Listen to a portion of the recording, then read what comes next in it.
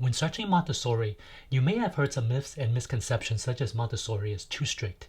In this video, I go over some of the more common ones and explain why some people think this way. So why are there so many misconceptions and myths about Montessori? One factor is that the name Montessori isn't trademarked. So that means that anyone can open a school and call it Montessori without needing to get any Montessori certifications. Without knowing this, parents may send their child to school thinking it's Montessori and end up with a bad experience. There are two organizations that offer certifications, AMI and AMS. Looking for teachers with these two certifications is a good start in finding a school that's actually Montessori. You may have heard that Montessori is too strict or rigid. It's too calm and quiet.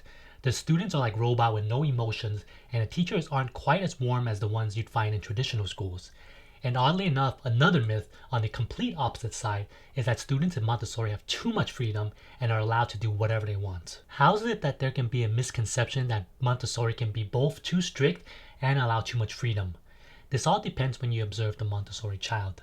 Someone might go tour a Montessori school to see all the students quietly doing their work. This could lead to parents thinking that the classroom is very rigid.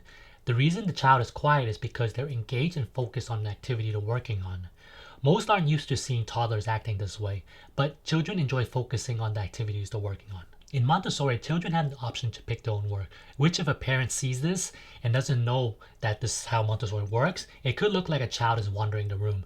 This leads to some parents thinking that children can do whatever they want. It is true that Montessori children have freedom, but it's freedom within limits.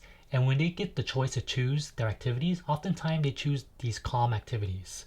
The children aren't moving around randomly, they're moving around with purpose. Another common myth is that Montessori teachers don't teach. It might look like that if you observe a classroom and you see a teacher standing at a distance. Montessori teachers act as a guide.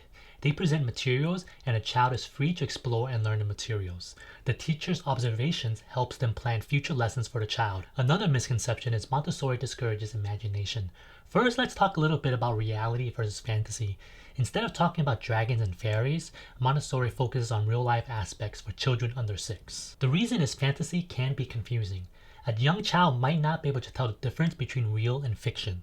However, this doesn't mean that Montessori discourages imagination. There are plenty of activities that require imagination, such as pretending to make a meal, building forts with blankets and pillows, or even pretending to fish using a stick. Those are all imaginative play without the need for fantasy. Another thing that's pretty commonly heard is, if Montessori is so great, why aren't any former students known?